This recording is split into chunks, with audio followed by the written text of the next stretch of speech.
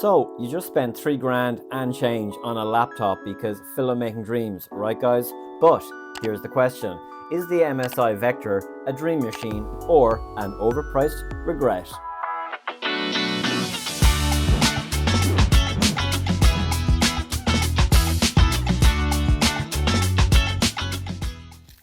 So before we go any farther, let me just introduce myself. My name is Thomas and I'm an Irish independent filmmaker. This all came about because I needed to get aliens into my independent feature film about aliens. Now originally when we shot our very first block of shooting, way back in 2022, we actually had some really cool practical aliens made up. But as the shoot went on, I just felt those aliens weren't up to the standard that I wanted them to be. And as if that wasn't enough, I was editing the feature film on this guy. That's right, I was editing a feature film on a 2018 MacBook Pro. So things would have to change, no question.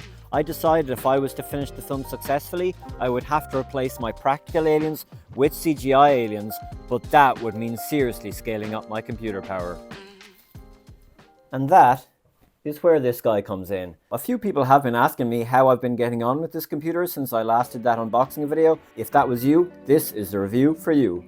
So this is an Intel i9 processor, so it's a high performance laptop designed for gaming, high-end film and editing and content creation.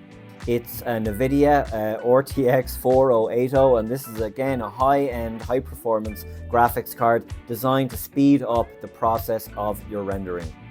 And the hard drive, for those interested, is a 1TB NVMe SSD drive. And the screen is 17.3 inches. So in terms of what I've actually been doing on the computer, I haven't gone easy on it. I've been using this for specific things for the film, like I've said. So I've used it for 3D animation for the aliens, and I've also been building and creating 3D environments for those aliens to go into. So, you know, creating 3D assets and incorporating them into a live action world or to another 3D world, that requires huge high performance, high rendering stamina from the computer. And for me, on this front, the most important front, yes, it has done what I've needed it to do.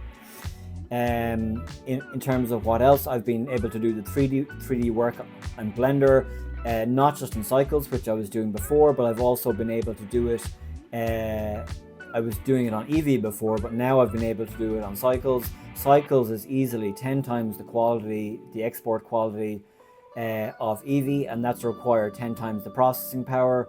And like I say, none of that would have been possible without this laptop.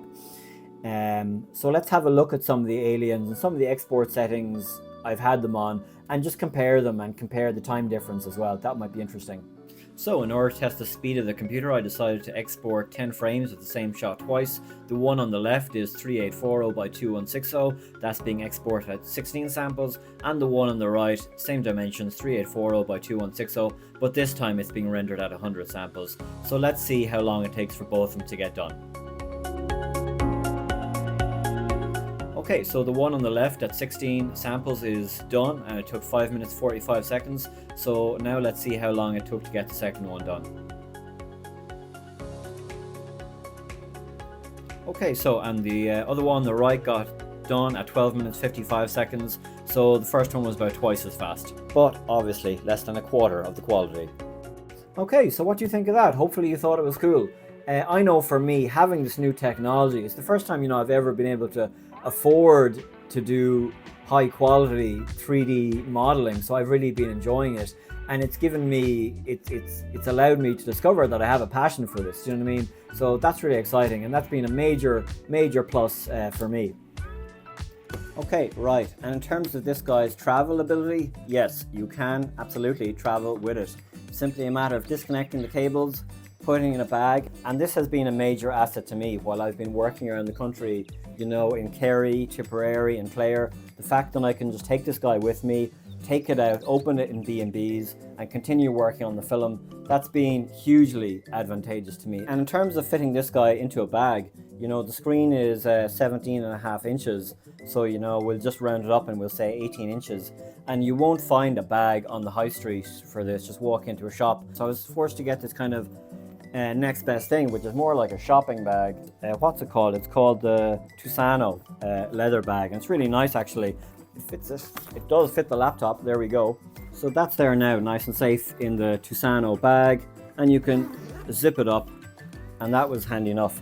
Now this bag was 50 or 60 euro. I just had to buy it at the last minute, but I guess it did the job for me. And the other thing I guess I should cover is just the ports. So you have two USBs here. This is my remote mouse, if it comes out. Why is this thing always so stuck? So that's my remote mouse. I've got another USB thing here, which I put my 18 terabyte hard drive into. I've got a USB here on the side of it. So you know, you've got those three guys there. You've got your power connections on the back. You've actually got another USB-C, I think, here. It's called a D or a P, but it looks like USB-C. And you've got a card reader here. So you've got a card reader here, and you've got another USB-C port here. So I've got kind of a dongle thing into that. So initially I thought maybe actually I might not have enough ports, but actually it's been loads, it hasn't been an issue. And anything I've wanted to connect, I've been able to connect.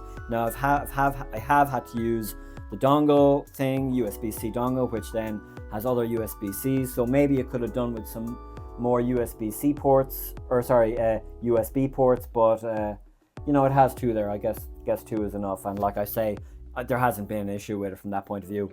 But every hero has a dark side, and yeah, look, no computer is perfect. So let's just have a look at some of the issues that I have been having with the computer.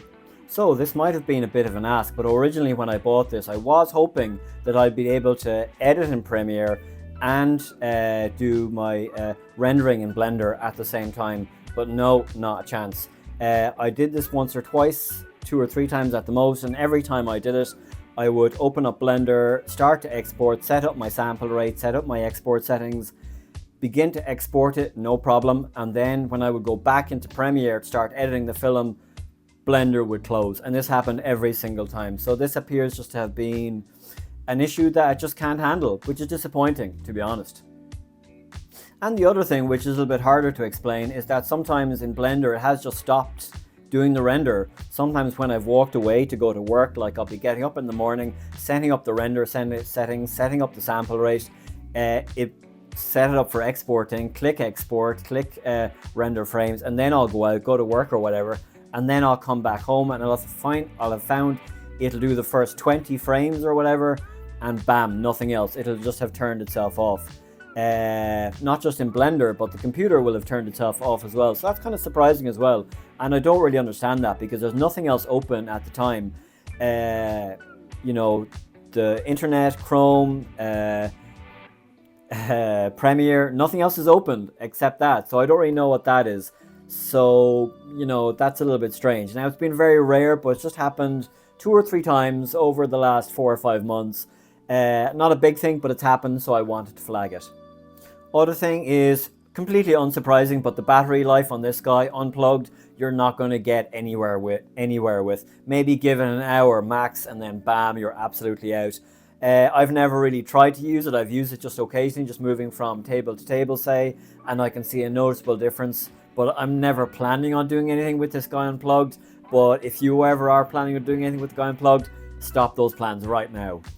And one of the very first things I noticed when I got it is the fan noise on this guy is just crazy. Now, often that's more in Blender when I'm, you know, setting up the sample rate, 400 or 500 samples. The fan just seems to go into absolute overdrive, and it's like a jet engine taking off. So again, yeah, that was surprising. I've kind of tuned it out as we do, but yeah, it was surprising. So if you're in an environment that needs to be quiet, this is probably not such an ideal thing for you.